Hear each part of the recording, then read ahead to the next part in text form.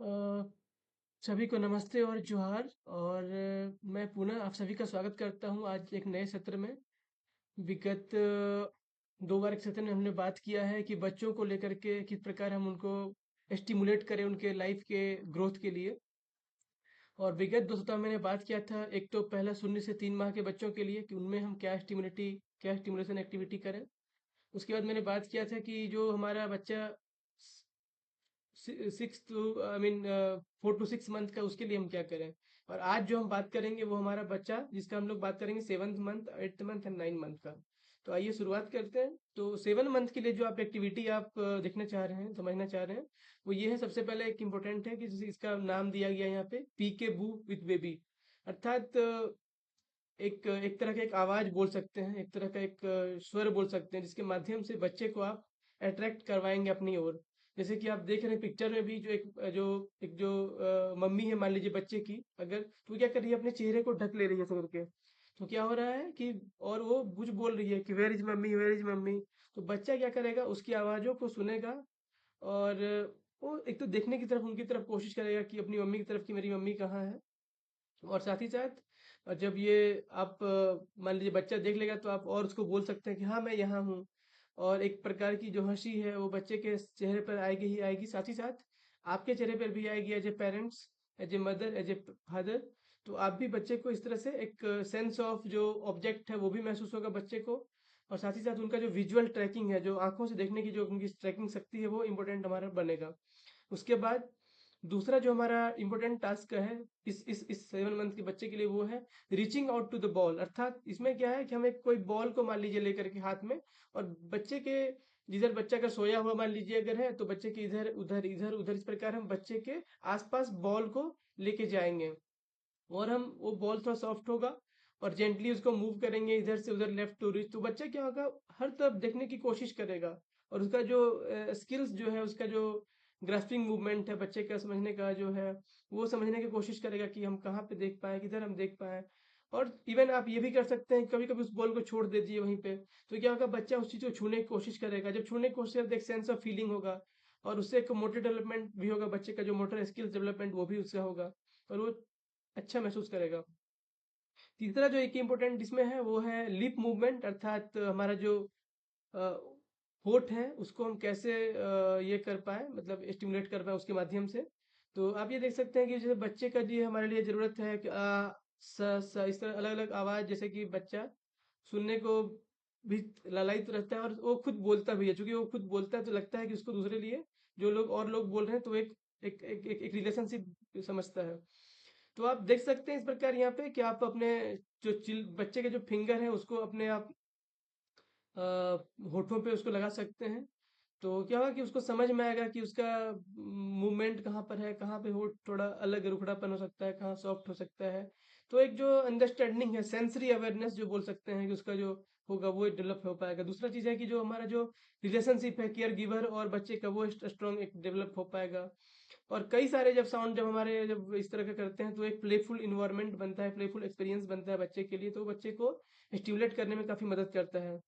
चौथा जो एक एक्टिविटी कर सकते हैं वो 7 मंथ के बच्चे के लिए, वो है आपका बाथ टाइम फन। अर्थात जब बच्चे को हम नहलाते हैं उस समय में कैसे हम उसको फन की तरह ट्रीट करवाएं।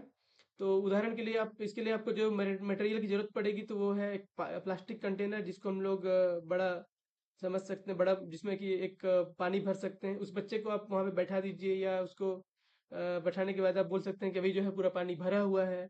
फिर थोड़ा खाली अगर होगा तो आप उसको बोल सकते हैं कि थोड़ा पानी खाली हो गया है। तो बच्चा का एक समझदारी भी बनेगा कि ये जो इतना पानी जो है वो भरा हुआ है, ये जो थोड़ा छोटा मतलब कम पानी है तो वो खाली हो चुका है।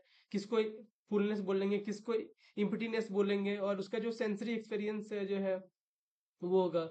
और साथ साथ आप एक खुद भी एक अच्छा टाइम बिता पाएंगे उस बच्चे के साथ में। तो एक वो भी एक बहुत इम्पोर्टेंट है हमारा बच्चे को इनकरेज करने के लिए और हमारा असिस्टेंस को डेवलप करने के लिए। नाउ ये चारों एक्टिविटी जो था वो हमारा मुख्य रूप से जो 7 महीने के बच्चे हैं उनके लिए था।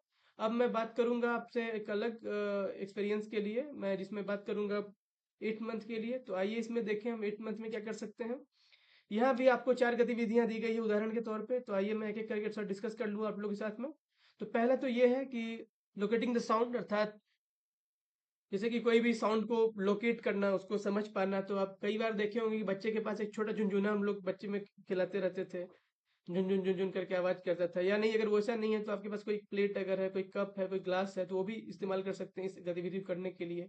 हालांकि पिक्चर में आप देख सकते हैं कि ये झुनझुने की तरह बना हुआ है। तो क्या होता है, जब हम बच्चे को एक हाउस होल्ड आइटम मान लीजिए प्लेट है, या उस तरह से कोई अलग आवाज की है, टन टन आवाज हुआ, ठीक है, या कुछ अलग तरह का हुआ, तो और क्या होगा, और उसको इधर उधर, कभी कभी आवाज को इधर करें, कभी आवाज को उधर करें, कभी इधर करें, कभी उधर करें, तो बच्चा को एक तो सेंस मिलेगा कि कहाँ देखें, कहाँ पे एक्सपीरियंस करें उस चीज को। तो बच्चा इस चीज को अच्छे से समझ पाएगा। तो ये एक इम्पोर्टेंट हमारा एक्सपेरिमेंट हो सकता है उसके लिए बच्चे के साथ में। और इससे क्या होगा, बच्चे का जो ट्रैकिंग का स्किल्स है वो डेवलप होगा। बच्चे ट्रैक करने की कोशिश करेंगे किधर है, नहीं है। उनका जो ऑब्जर्वेशन है वो उनका बेटर होगा। उनका जो कम्युनिकेशन जो है वो भी एक बेटर होगा, क्योंकि वो जॉयफुल इंटरेक्शन कर रहा है एक साथ में आपका। और वो हंसेगा, मुस्कुराएगा, और जब मुस्कुराएगा तो आप भी उसको मोटिवेट कर सकते हैं, इंस्पायर कर सकते हैं। देन अगला जो एक गतिविधि है उसका नाम है स्पिनिंग बैंगल्स, अर्थात जो चूड़ी की साइज में अगर हम बोलें तो एक थिक प्लास्टिक या मेटल बैंगल जो थोड़ा बड़ा होता है, जो हम लोग गीत संगीत में प्रयोग भी करते हैं, उस तरह का जो जो इसमें आवाज भी हो सकता है। तो क्या होगा, उसको हम एक विजुअल इफेक्ट को करेंगे वहां बच्चे के साथ बैठ करके, और उसको देखेंगे कि स्पिन करेंगे, कभी इधर ले जाएंगे बैंगल, कभी उधर ले जाएंगे, थोड़ा कभी आगे पीछे करेंगे। तो बच्चा क्या होगा, उस चीज को देखने की कोशिश करेगा, और उनका जो हैंड आई कोऑर्डिनेशन है वो डेवलप होगा। कभी इधर ला दिया, कभी हमने उधर ला दिया, तो बच्चा दिखने का इधर देखेगा, कभी उधर देखेगा, कभी उधर देखेगा। इस प्रकार उनका जो है हैंड और आई को कोऑर्डिनेशन उनका बनेगा, उनका जो विजुअल ट्रैकिंग है वो उनका बढ़ेगा। रीडिंग स्किल्स, जो अगर वो होता है ना वॉच करके देखने को, रीडिंग स्किल्स भी आप कह सकते हैं। तो उनका जो उस चीज को पढ़ने का, आई मीन, अब बच्चा अभी तो पढ़ नहीं पाएगा वर्ड से, मगर मगर वो चीजों को पढ़ रहा है, अपने आसपास की एक्टिविटी को पढ़ रहा है, वो समझ सकते हैं आप। ये एक अगला गतिविधि है। नेक्स्ट जो हमारा है वो रिपीटिंग न्यू साउंड्स, अर्थात कोई बच्चे के संदर्भ में जब आप देखते हैं कोई नया आवाज बच्चा अगर लेके आता है, तो क्या होता है कि हम और उसमें इम्फेसिस करें और उसको मोटिवेट कर पाए। इसके लिए क्या करना है कि हमको एक नया साउंड एक बोलना है, एक नया आवाज बोलना है, नया शब्द बोलना है, जो कि बच्चा शायद अभी नहीं पता है। तो क्या होगा, आप जब एक बार बोलेंगे तो दूसरा सोचेगा, अट्रैक्ट होकर देखेगा, फिर सेकंड टाइम बोलेंगे, थर्ड टाइम बोलेंगे, तो बच्चा उस वर्ड को भी सीखने का प्रयास करेगा। और माइट भी हो सकता है वो बोलने के लिए उनका जो है मदद करेगा, माइट भी नहीं होगा ही होगा, जो उनका जो लैंग्वेज डेवलपमेंट है बूस्ट करेगा उससे। उनका जो एक फन एंड लर्निंग एक्सपीरियंस होगा, ओवरऑल इंटरेक्शन होगा उनसे, ये एक बेनिफिट उनका होगा। देन एक अगला गतिविधि है जो कि है ड्रेसअप कन्वर्सेशन, अर्थात जब हम बच्चे के साथ जब ड्रेस पहनाते हैं तो उनके साथ में कैसे इंटरेक्शन करें। अर्थात जैसे कि बच्चे को अगर शर्ट पहनाना है तो हम उसको बोलेंगे, बच्चे को बाबू कंधा थोड़ा ऊपर करो, तो बच्चा समझ पाएगा कि ये मेरा कंधा है, या मेरा ये बाह है। इस तरह का थोड़ा हाथ को नीचे करो, ऊपर करो, इस प्रकार क्या होगा, बच्चा उस बॉडी पार्ट्स को समझने की कोशिश करेगा। और मैं तुमको पहना दूं शर्ट, इस तरह से हम बातचीत करेंगे। चलो अपने हाथ को उठाओ, चलो कुछ अलग तरह के जो फिंगर को आप टो को बोल सकते हैं, सिर्फ पैर को उठाओ, तो समझ सकता है बच्चा कि ये मेरा पैर का उंगली है, या मेरा ये एड़ी है। तो इस प्रकार इस छोटे छोटे गतिविधियों के माध्यम से हम क्या करते हैं, बच्चे को सेंसरी रूप से स्टिमुलेट करते हैं, उसको इंस्पायर करते हैं कि बच्चा वो नए नए चीज को डेवलपमेंट कर पाए, उनका जो एक्टिविटी है, उनका जो वैल्यू है वो बढ़ पाए। तो ये था हमारा मुख्य रूप से जो बच्चे 8 महीने हैं उनके लिए 4 गतिविधि। अब हम बात करेंगे 9वें महीने के लिए, तो आइए हम अगले स्लाइड में देखें। और इसमें जो कुछ गतिविधि दी गई है, मैं चलिए एक्सप्लेन करता हूँ धीरे धीरे करके। तो पहला एक्टिविटी है dropping the fun, that is, इससे मतलब है कोई चीज को जब हम ड्रॉप करते हैं तो एक फन की तरह उसको ऑब्जर्व करें, उसको बच्चा सीख पाए। जैसे कि बच्चे के हाथ में हमने कोई खिलौना दे दिया, उसको बोला कि गिरा दो, फिर वो गिरा लिया, फिर मैंने उसको बोला पकड़ के थोड़ा ले आओ, फिर उसके बाद फिर बोला कि फिर गिरा दो, फिर पकड़ के ले आओ। तो बच्चा क्या होगा, हर बार जितनी बार उठाएगा तो उसका हैंड आई कोऑर्डिनेशन बनेगा, उसके हाथ और उसके आंख दोनों मैच करेंगे कि कहाँ पे उठाना है, कहाँ से बॉल पकड़ना है, कोई सॉफ्ट बॉल को। क्या अगर होगा तो कैसे होता है, अगर मान लीजिए बॉल गिरा है तो क्या हो सकता है, आवाज आ गया, कुछ ऐसा इंटरेक्टिव साउंड आ गया, तो ये भी एक उसका इम्पोर्टेंट एस्पेक्ट है। अगला जो है वो रोल एंड रिच का है, अर्थात जब हम अगला जो गेम रोल एंड रिच में जो मटेरियल जरूरत पड़ेंगे हमारे, उसके लिए वो है स्मॉल क्लियर प्लास्टिक बोतल, वाटर चीनी पेपर, अर्थात एक बोतल में हमने बहुत तरह के हमने अलग अलग तरह के हमने तरह आइटम्स रख दिए हैं, है ना। और आप देख सकते हैं वहाँ पिक्चर में से कि बॉल को हमने बच्चे से दूर फेंक दिया, और उसके बाद वहाँ पे बहुत सारा पेपर उसके अंदर में छुपा हुआ है। तो बच्चा क्या करेगा कि अलग अलग चीज़ों को बोतल के पास पहुंचने की पहली बात कोशिश करेगा, फिर जैसे ही पहुंचेगा तो वो इस क्रम में क्या होगा, उससे क्रॉलिंग उनका इम्पोर्टेंट होगा, जो उनका खिसकना है उनको, वो उनका इम्पोर्टेंट होगा। देन उनका रीचिंग स्किल्स, जो वहां तक आगे कोई चीज को पकड़ने के लिए जरूरत पड़ता है, वो स्किल्स डेवलप उनका होगा। और साथ ही साथ वो कभी कभी हो सकता है बॉल को रोल कर सकता है, थोड़ा आगे से थोड़ा ढकेल, बच्चे के हाथ से अगर ढकला गया तो उसको एक अच्छा इन्वायरमेंट मिलेगा, मजा आएगा उसको खेलने में, उसको साथ में।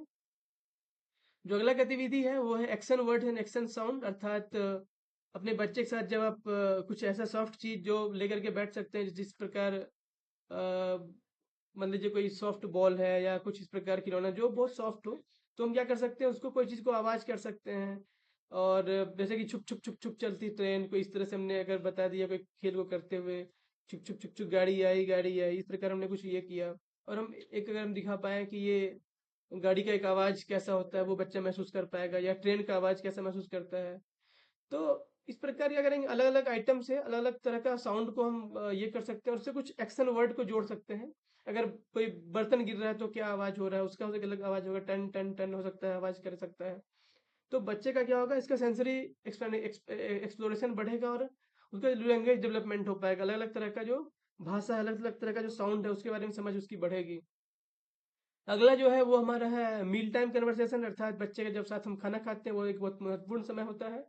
और उस समय जितना इंटरेक्शन करेंगे बच्चे के साथ, उतना ही उसको मजा आएगा आपके साथ खाने पीने के लिए। तो ये इंपॉर्टेंट है कि आप उसको कैसे इंटरेक्टिव रूप से उसको और इम्पोर्टेंट ये कराएं। जब हम बात करते हैं बच्चे के साथ बैठ करके, तो बच्चा को महसूस भी होता है कि बच्चा खाना खा रहा है। और ये बहुत इंपॉर्टेंट होता है कि जब हम बात करते हैं कि ये सपोज मान लीजिए खिचड़ी है, तो ये बोल सकते हैं ये दाल का खिचड़ी है, बहुत सुंदर बना है। तो बच्चा भी इस चीज को कहीं ना कहीं महसूस करेगा, अपने आप में लेके आएगा, तो उसके अंदर जो शरीर के अंदर जो खाना पीना है वो भी अच्छे से प्राकृतिक रूप से लग पाएगा, उसका जो है बॉडी का स्ट्रेंथ भी बढ़ पाएगा। और जब आप ऐसा करते हैं तो आप स्माइल करें साथ में, उसका उसके साथ में इंजॉय करें, आप ये कर सकते हैं। देन इससे क्या होगा कि हमारा जो पॉजिटिव एसोसिएशन विद फूड है बनेगा, और जो हमारा जो रिश्ता है हमारे साथ जो केयर गिवर और इसका, वो दोनों रिश्ता भी काफी मजबूत होगा। तो इस प्रकार आपने देखा कि हम लोगों ने बात किया कि किस प्रकार बच्चे जो 7 महीने के हैं, 8 महीने के हैं, 9 महीने के, उनके लिए हमने चार चार गतिविधियां बात की आज, और कैसे उनके लाइफ में ये इंपॉर्टेंट होगा आप समझ सकते हैं, देख सकते हैं। उम्मीद करता हूँ कि ये वीडियो आप लोगों के लिए बहुत मज़ेदार लगा होगा, बहुत अच्छा लगा होगा। आप विशेष रूप से उन पेरेंट्स को ज़रूर शेयर करें जिनके घर में इन एज के बच्चे घर में हैं। आप निश्चित तौर पर उनसे शेयर करें। आप लोगों का बहुत बहुत धन्यवाद इतना सुनने के लिए। उम्मीद करता हूँ कि ये आपके लिए बहुत मज़ेदार होगा, और मैं एक रिक्वेस्ट करना चाहता हूँ कि कृपया मेरे इस वीडियो को अधिक से अधिक शेयर करें, सब्सक्राइब करें मेरे चैनल को, माधवेश फाउंडेशन को, माधवेश कुमार को, ताकि हर जो ज़रूरतमंद व्यक्ति है इस चीज़ का, वो उनके बारे में नॉलेज पहुँच पाए। Thank you very much.